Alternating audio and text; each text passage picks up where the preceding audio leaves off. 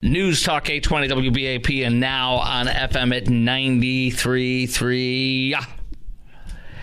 Make it a preset. Chris Crock Show. I'm back. I am alive. I am not going anywhere. We're really focusing on the terror attack and the explosion. We'll get a lot more into the explosion at the Tesla exploding in front of Trump Tower in Vegas in just a minute. Uh-oh. I got some texts coming in from the suicide bomber to his former girlfriend. Uh-oh. That'll be interesting. You're going to find a lot more about this guy. And I will tell you this, too. His wife, the guy who blew himself up, killed himself, whatever, then blew himself up or blew the Tesla up in front of Trump Tower, his wife is a radical Trump hater. Are you shocked? I wonder why he rented a Tesla, Elon Musk, and blew it up in front of Trump Tower. Wife hates Trump with all her heart, has social media posts saying that. With her husband in the picture, husband blows and kills himself up and blows up a Tesla, Elon Musk, in front of Trump Tower. This is a little sketchy. It's hard to put it together. We'll talk about that a little bit later, though. Promise. But right now, the terrorist was beset by woes. Wall Street Journal article. Just an article today, not editorial. Here's a few highlights from this.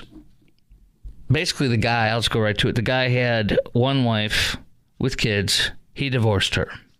Guy had a second wife with kids. She divorced him and had like restraining orders against him and stuff. And then they got back together. She dropped the restraining order and then they divorced. And on one of his marriages, I think this may have been the first one, but I don't even know. Time is of the essence, he wrote to her with the divorce issues. Quote, time is of the essence, he wrote. I cannot afford the house payment. It is past due in excess of $27,000 and endangers of foreclosure if we delay settling the divorce. Then we have his internal profile. This is wonderful. I like that El DeBarge guy. I call him El DeBarge, that 80s band from, to the beat of the rhythm of the night. Whoa, whoa.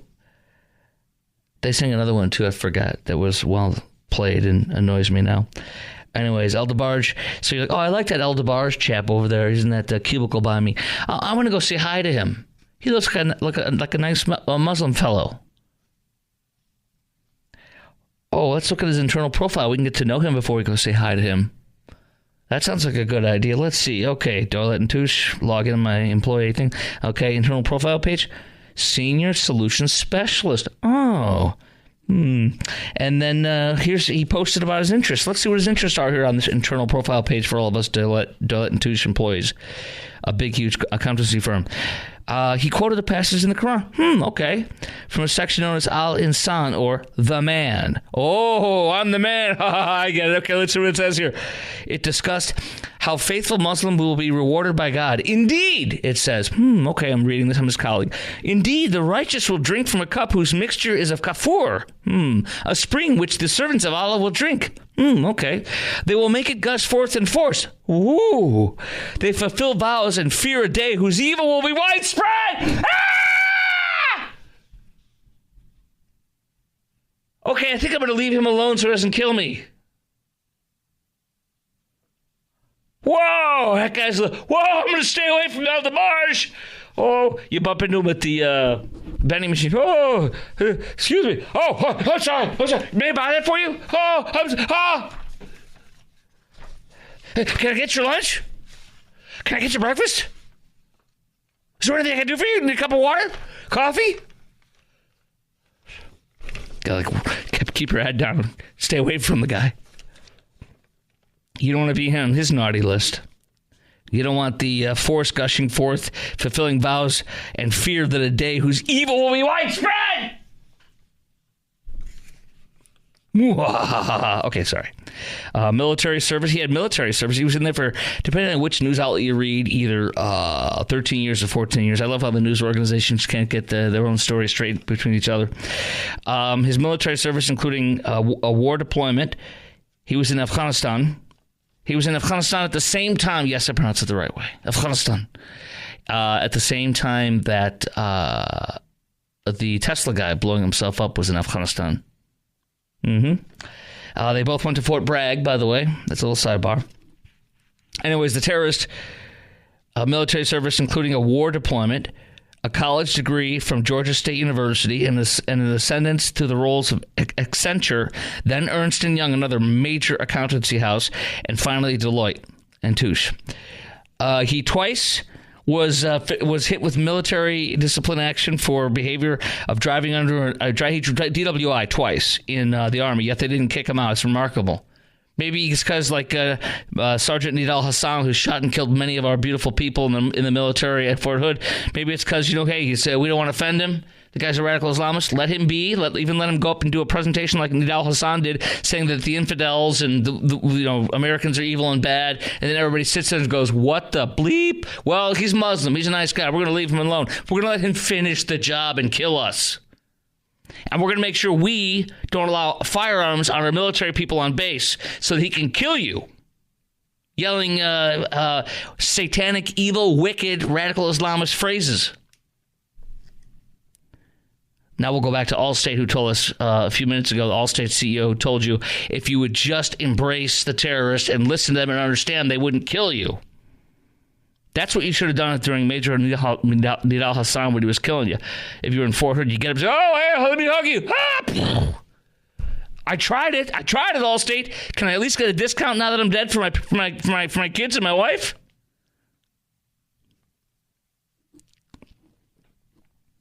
Can you believe my juvenile little infantile stories? What is wrong with me?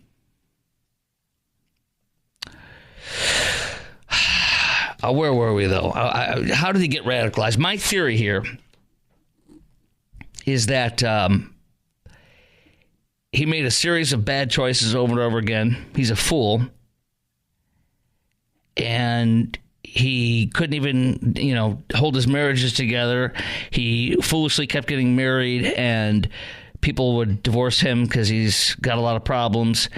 And because of that, and being a fool with his money, with his relationships, and with his life, he finds himself with no wife and owing a heck of a lot of child support and a heck of a lot of alimony. And so he makes $125,000 a year at a major accountancy firm that probably worships him because he's Muslim. That they don't want to offend him, bother him, and he gets paid really well, but he still hates us and wants to kill us. Isn't that great? He was living in this little shack hut area of, as is described in the press, migrant, meaning illegal, Muslim neighborhood. And they were within walking distance to the mosque. And so that's kind of the story for this guy. So how do you think he got radicalized? I think he got radicalized because he had nothing of meaning in his life. He didn't have God in his life. He had Satan in his life with the religion of radical Islam. He had nothing in his life. He had an empty vacuum, and he filled it with something that made him feel important and meaningful. And that was converting to radical Islam. And in fact, his some people have said that he was, they think it was mental illness. I don't think it was mental illness. I think that he had nothing in his life and was empty and everything was collapsing because of his own decisions, and that he found meaning and importance, and that he would be revered and in the press everywhere as a quote important person. And that's why he went to radical Islam. He found purpose and meaning in his life. And now he's a Mr. Celebrity among at least certain people. But I don't think it's mental illness. I think it is evil. And he found meaning in his life and purpose in evil. How about you? How do you think he got radicalized? Why do you think he became radicalized? 800-288-WBAP is our number, 800-288-9227. And I was going to mention you. I told you I would, so I want to do it real fast right now. Jocko, what's his name again? Willink, that's right. He's a special operator, right? He used to be, and so he's beloved in that community, and he should be beloved in our community. But he said something I strongly disagree with on Fox and Friends yesterday morning. He said, we should all hug our kids a little tighter after the terrorist attack. No, we should. I'm not hugging my kids any tighter. Now, granted, mine are 18 and 21, but I don't care. I'm not hugging my kids any tighter. Whoa, I'm going to live in fear. I better hug you. No. I'm going to tell my kids at age appropriateness what happened, and I'm going to tell them how they can make sure that they can prevent something like that from happening to them. So I'm going to tell them what happened, which is arming them with information, and then I'm going to arm them with what the solutions are. And what the solution is, head on a swivel, situational awareness. Some of the people that didn't get ran over by this thing, not that you should expect a 40 mile an hour or 50 mile an hour EV coming at you on Bourbon Street that's supposed to be shut down on New Year's Eve. But that if you're situationally aware, you see something coming out of the corner of your eye that's coming at you that's not supposed to be there, and you get out of the way. And some people did and some people didn't. And I'm not blaming the people who didn't get out of the way. Don't hear what I'm not saying. I'm not saying that. But what I am saying is if you teach your kid to have a head on a swivel, to not be staring at their phone, to not have on your noise-canceling earphones so you can hear and be aware, then you have a much better chance of seeing somebody coming up on you to jump you and rob you, or some radical Islamist terrorist to come kill you. Situational awareness. So you tell them what happened so they're aware that there's stuff like this still going down and that it happens. You just got to be aware. And number two, how to protect yourself in that situation. Head on a swivel. Situational awareness. That's what my message is. Not hug your freaking kids. I'm sorry, dude, but it makes you sound like a wussy. I hug my kids every day. I hug my kids probably more than most people do that have kids that are 18 and 21. I love them dearly, and they know it. But I'm not going to hug you tighter. To me, that's a wimp. On 9/11, I probably would have agreed with that too, but I'm just saying this is not 9/11. This is a terrorist who did some terrorism that got away with it and did it, and what he needs to be done is taken out, killed. I know he's dead already, but my message to my kids is: here's what happened, here's how you can prevent it. Not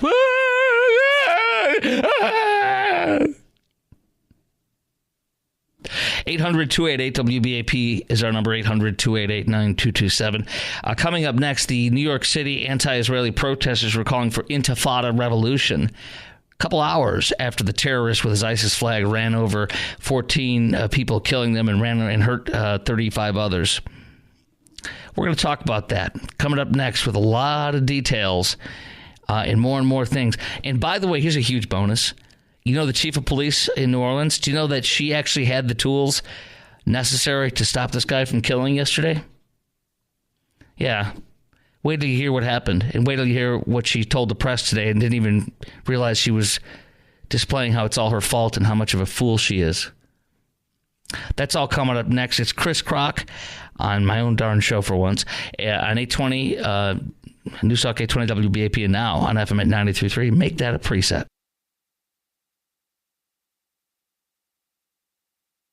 News Talk 820 WBAP, and now on FM at 93.3. Make it a preset. 800-288-WBAP is our number. That's 800-288-9227. Talking about how this terrorist got radicalized. And wait till you hear this. I'm going to play for you in just a minute the New Orleans police chief, what she said today. She literally indicted herself about...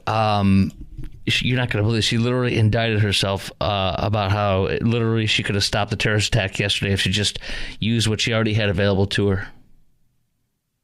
And then wait till you hear what her second job is with the she has a second job with the FBI. You're going to love it. It all comes together. You understand why she's there and why it all happened. But first, your call at 800-288-WBAP. How do you think he got radicalized? And any other issue on this terror attack we've been talking about today. Bill in Plano, you are on WBAP. Hello. Thanks. Yeah, I'm joining your show. What amazes me is they have the FBI, the CIA, the Secret Service, and it's all a bunch of woke stuff, and they're focused on putting Biden's enemies in jail. They're focused on pro-life protesters. They're focused on long jail terms for people yes. want to Trespass. protest, and Yes. they don't. But they need. But what they and they also have people in these jobs. I want the most ruthless, badass, toughest people. I don't care. I don't want them woke. I want them hunting down, destroying the threats to the American people. I don't need it to be a political organization. Right. I don't want it to be a deal. We're going to give people jobs that, to make them feel good. I don't want them rooting through the former First Lady's closets. I don't want them putting Trump's allies in jail.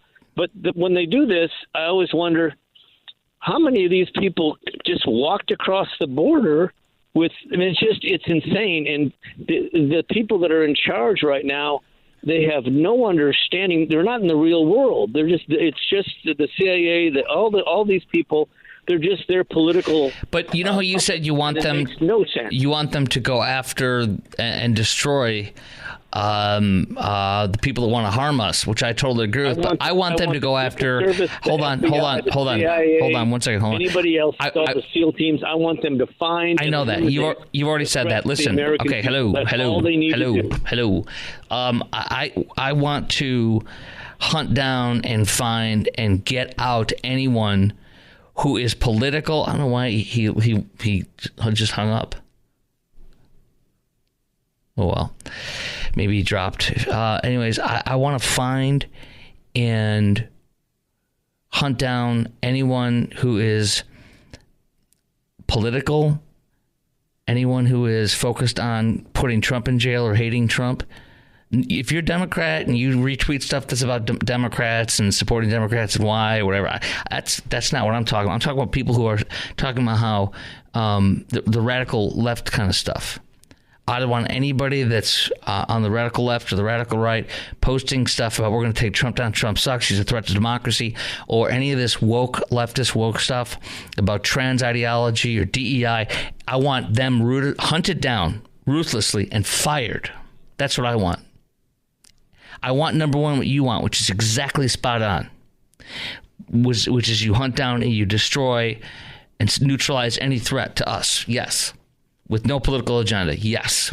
But for those who do have a political agenda, I want every one of these people in the FBI, CIA, DIA, all of them, I want them to, I know it might not be possible, but I want them to reapply for their jobs. I want them to be looked at from the ground up on their digital imprint, the digital exhaust they call it, just to see if they have stuff that is clearly hyper-political and hyper-partisan. I want them out. I don't want any partisan in there. I don't care if it's right or left.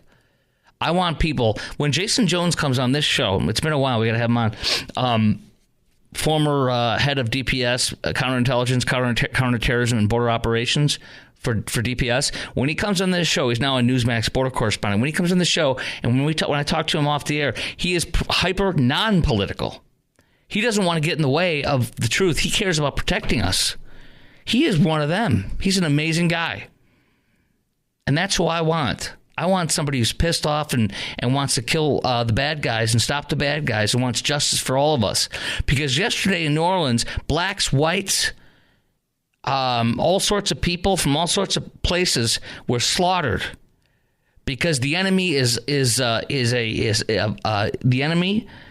evil and seeks to do nothing but kill us and subject us. That's radical Islam. And I want people who are focused on that. And I want everybody who's not to get the heck out of our services, all of them, to have to be re-interviewed. I want it broken down and torn up from the ground up on the FBI and all of them. Now, I'll tell you what the police chief of New Orleans doubles as with the FBI. You're going to love this. It's super rich and totally ridiculously obvious and sick.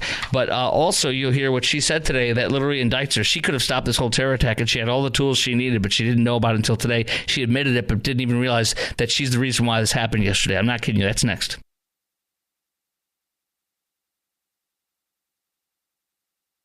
News Talk 820 WBAP, now on FM at 93.3. Making a preset, 800-288-WBAP is our number, 800-288-9227. That's 800-288-WBAP. Well, we're going to get into the anti-Israeli Jew hater terrorist supporters, Hamas supporters, yesterday on the streets of New York City chanting Intifada Revolution. But real fast, I promised. The New Orleans Chief of Police, Ann Kirkpatrick, also doubles as the instructor for the FBI's DEI program, where she teaches a course on bias and diversity. This is the chief of the police of New Orleans, who reportedly doubles as the instructor for FBI's DEI program, teaching courses on bias and diversity. This is where that old, elderly, frail, incompetent grandmother with a massive hat like her son's on the police force, and she put it on her head yesterday. Tiny little grandma with this little massive police hat on her little tiny little head. Listen to what this incompetent woman, she was the chief of police for Oakland, California, but the homicide rate and the violence rate skyrocketed so much they fired her, you know what. So let me play this for you. This is her today at a press conference bragging. Listen to this. And this is on my Twitter feed. You can find it at Chris Crock Show. Follow me on Twitter. What is wrong with you not following me on Twitter? Also, follow me on Instagram and Facebook. It's all at the same handle, the same name, at Chris Crock Show. At Chris Crock Show. Instagram, Facebook, Twitter, at Chris Crock Show. CHRASKROK. She is standing in front of these devices. They're mobile devices with little wheels. You can put them on, it's like a dolly, and then you can put them backwards down, and then they literally stop trucks and cars from being able to drive in. Like a temporary bollard type thing. She's standing in front of a bunch of them bragging to the world that she has these right here out today. But listen to what she says about this. She literally openly says, you know what? Those 14 people and 35 people that got run over, they didn't have to die and get run over yesterday.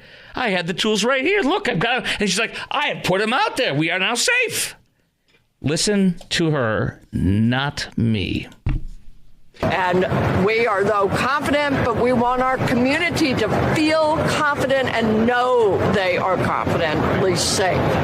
And that's what we're going to do. So right now, I can declare to you that the Bourbon Street is open. Chief, where did those archers come from? Sorry? Yellow archers, where did they come from? Actually, we have them. I didn't know about them, but we have them. And so we have been able now to put them out. Okay. Did you hear that? I am declaring today. Like, this idiot thinks she's bragging. She's incredible. She's literally breaking her arm, patting herself on her little granny back. I can declare today that after 14 people were slaughtered by a radical Islamic terrorism under my watch and 35 people run over, I can declare today that I decided to look around in the warehouse and I found things that could have stopped the killings yesterday. And so I'm proud to declare today that they won't kill anymore after it happened. So, yes, I decided to look in my warehouse, and there were tools that could have stopped the whole thing. So look at how proud I brought them out. So if somebody wants to come out today, they're not going to kill anybody. Aren't you proud? Look at how awesome. This is why you hired me. If you found out that you had all the necessary tools to stop these people from getting killed yesterday, but because you didn't know everything you had in your police at your disposal in your own little warehouses or wherever you keep all your stuff, that you didn't know you had the tools that could have stopped this to begin with, would you brag about it the next day and show it off? Wouldn't you be ashamed of yourself? Wouldn't you be embarrassed? Wouldn't you feel blood on your hands and guilt? Wouldn't you? But you know what? The truth is, what's more important is DEI. Did you know that she is the instructor on the side for the FBI's DEI program, where she teaches a course on bias and diversity? Isn't that nice? That's what matters. Don't you love how she's like, well, when Mexico's president was, when Trump said we're going to put a moat and we're going to put crocodiles along the border, and remember he was so mad, he goes, I declare we are not going to, we're not going to pay for that bleeping wall. And then I don't know about the crocodiles. Crocodiles? She said crocodiles. But the point is, I declare.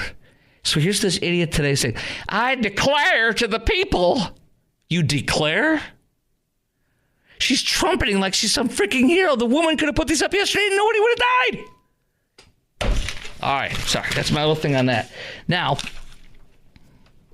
yesterday, the protesters, they're not protesters, the Jew-hating terrorist supporters were marching in the streets of Israel saying Intifada revolution. Here's some of the audio from that, from Fox News that they called on that. Let's see, here it is. Go back. Shut up, you ghetto. You're a ghetto. Don't talk to me.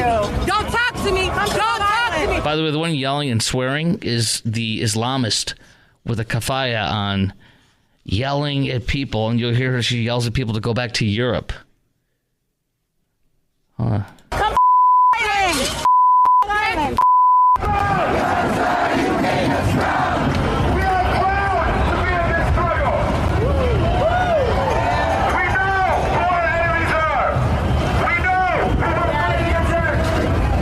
We know who our enemies are. We know we're fighting against. They also chanted Intifada revolution, which is a violent uprising against it. Basically, it's supporting violence and terrorism against Jews and Zionists like myself who support the state of Israel, and like most of us. And so they were doing this. It was a Palestinian Youth Movement, Party for Socialism and Liberation, and People's Forum chanting, there's only one solution, Intifada revolution. Kill the Jews. Kill the Zionists like Chris. Kill them, destroy them, and wipe Israel off the map. Now, what you saw, if you look at what they did yesterday, what they were wearing, was all black, a lot of black. Just like the African Muslim illegal migrants that were in Italy today that I played for you, yelling F you and F the police. These are cockroaches, and they're in all black. They symbolize and they support radical Islam and the slaughter of Jews and the oppression of Jews. The DEI stuff jives with this perfectly. I wonder what these people, all these black clothes, black flags, all this stuff going around in their evil, I wonder how many of them actually thought about the terrorist attack yesterday. There was a couple hours before their march and thought, good. America needs to be kicked in the teeth. It needs to have its teeth kicked in.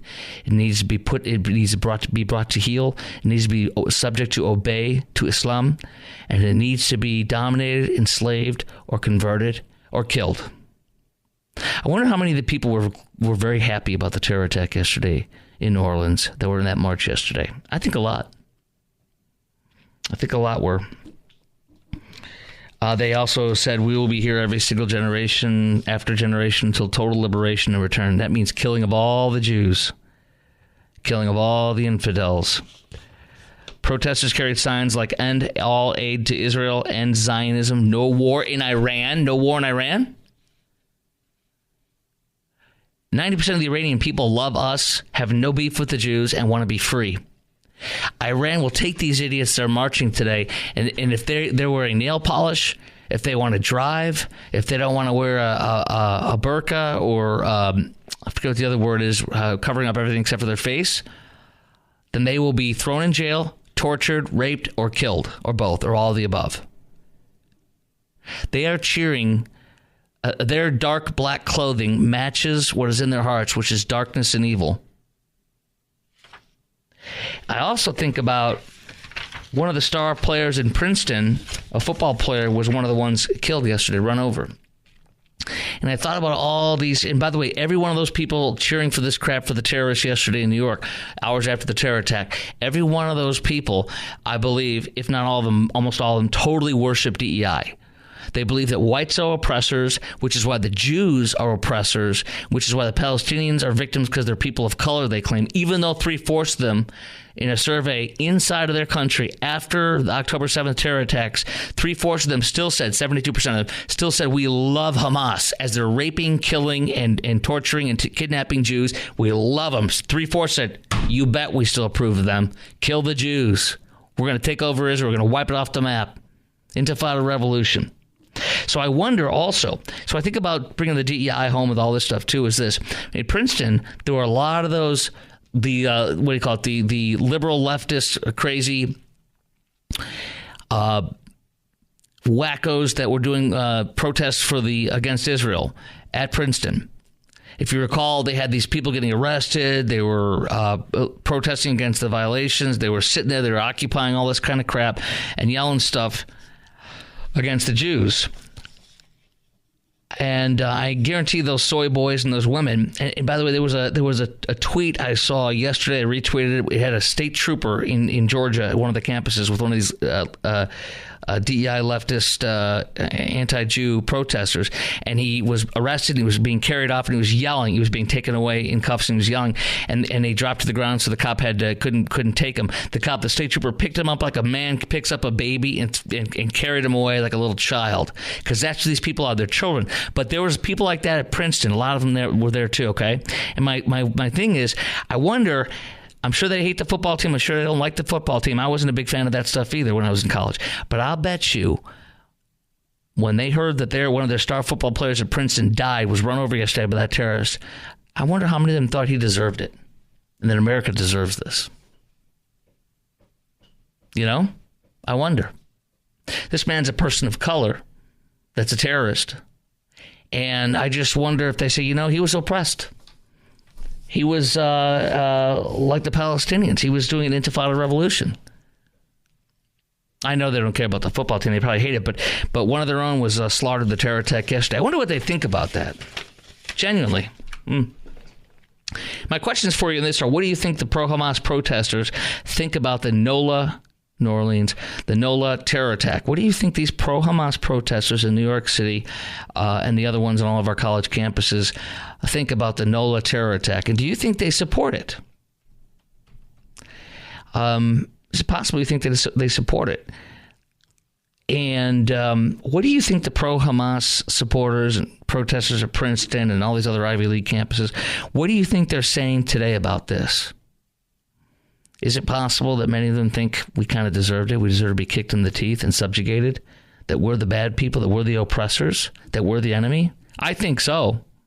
I think that radical Islam and this Jew hating, which is radical Islam, I think that a lot of this is compatible, and that a lot of the people that love and worship DEI really support the intifada, the calls for Jew hating, the calls for maybe even wiping Israel off the map or close to it. They are so close together because the oppressor, the Jew, and the oppressed Palestinian plays exactly into DEI and what our campuses are teaching. And the administrators they've allowed themselves to be taken hostage by a bunch of babies who hate Jews and love this false religion of DEI. And all of that. I think that's really what's going on. 800-288-WBAP is our number, 800-288-9227. Also coming up next, we're going to get right into another huge story. The EV, the Tesla, blown up by a military guy in front of Trump Tower. Was this an anti-Trump thing, an anti-Musk thing? Was this together? Or was this another terrorist working together or in concert with the other terrorists in New Orleans? I'll tell you what we know, the similarities, and brand new stuff that's coming out tonight about that guy who blew himself up over there. Is it terrorism? All that coming up next. It's Chris Crock on News Talk 820 WBAP and now on FM at 93.3.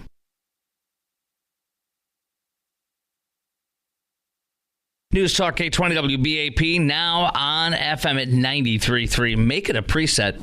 800-288-WBAP is our number, 800-288-9227.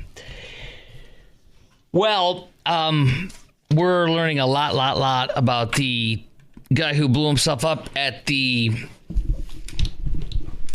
Trump Tower, at the base of it, with his EV that he rented, a Tesla Cybertruck.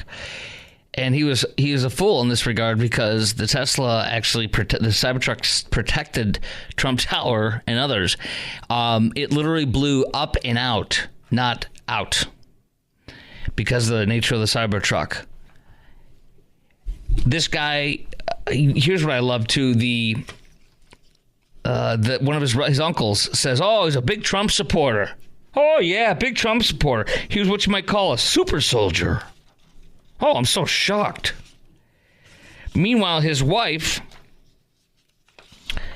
has a social media presence. It's limited, quote unquote, according to The Guardian, but they found it. Not The Guardian, but Daily Mail.